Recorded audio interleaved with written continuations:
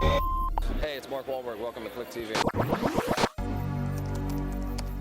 Welcome to ClickTV. Hello, welcome to ClickTV. It's almost Christmas, which is hence our very, very festive Christmas tree. Very festive. Merry Christmas. Today we're going to take a look in a not very Christmassy spirit. We're going to take a look at our worst movies of 2012. Humbug. Yeah, it's very Christmassy. Yes, it is. Well, this is really so that you can avoid watching them because they're probably going to be on DVD or Blu-ray over Christmas. So, the first one not to watch, Jack. It's Taken 2. Why? Don't ever watch it. It's bad for your eyes and your brain.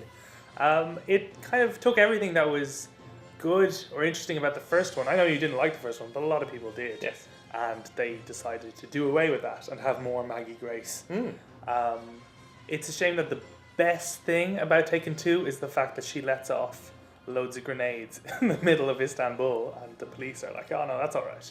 Don't you worry about that. Literally, there is nothing else of merit here. No, it's kind of funny unintentionally at times. Oh, absolutely. They pit Liam Neeson against a short, stout Albanian in a tracksuit who kind of starts to beat the crap out of him. And you're like, just sit on him. Exhale, and he'll fly away. But that does make it sound more entertaining than it actually is. Yeah, so you shouldn't watch it. It's really, you just heard really the bad. best bits.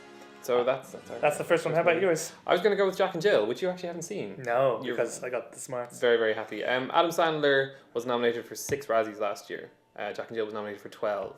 They both won all of them. That's enough of an indication. I don't understand how a film like this goes from... The concept of this is Adam Sandler saying to a studio executive, I know, I'll dress up as a really ugly woman and shriek at people for 90 minutes. And a studio executive going, okay. And that's it. That's the entire pitch. There's nothing else of merit in this. They've already just had the dollar signs in their eyeballs. They're like, genius. That is the one good thing about Jack and Jill. It made bugger all money. Oh. So maybe we're learning. Finally realizing that Adam Sandler has lost the plot completely. I think he's fine. I think because he plays normal Adam Sandler in this as well. He plays twin brother and sister. And when he's playing normal Adam Sandler, he's a nice guy. And then he's just this awful, shrieking harridan. I don't understand how they thought that was going to be entertaining. Al Pacino's in this. I don't know what he's at. I think maybe he's trying to make money for his own movie projects. But just do yourself a favour and please don't watch Jack and Jill ever. Just forget it happened. Watch Harry Potter instead. It'll be fine. Over Christmas. You shouldn't watch The Expendables 2. Which kind of took the one thing wrong with The Expendables 1, which was its massive cast, and made it massiver.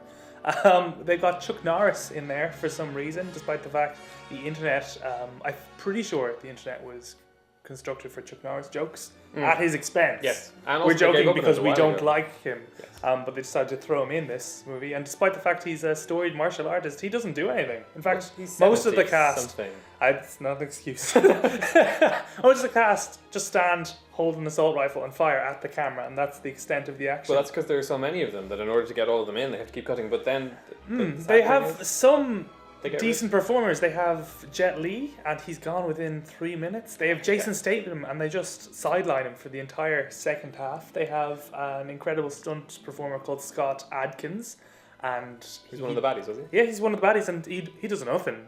He doesn't even have a fight. And Jean-Claude Van Damme gets into a fist fight with Sylvester Stallone and loses, and it is much more boring than that really boring sentence I just said. It's I can't recommend it at all, and it's horrifying because it's the trend that Hollywood are taking. They're just throwing more people and money at stuff rather than any actual skill. And we're or going to have talent. female Expendables too soon as well. Great. It's going to be fantastic. They might even be younger people though, so they might actually be able to fight. Maybe. So let's end on an optimistic note. My worst film of the year, anyone who's read the site may have noticed this already, is The Three Stooges. I didn't see this one either. No, you're very lucky. Yeah.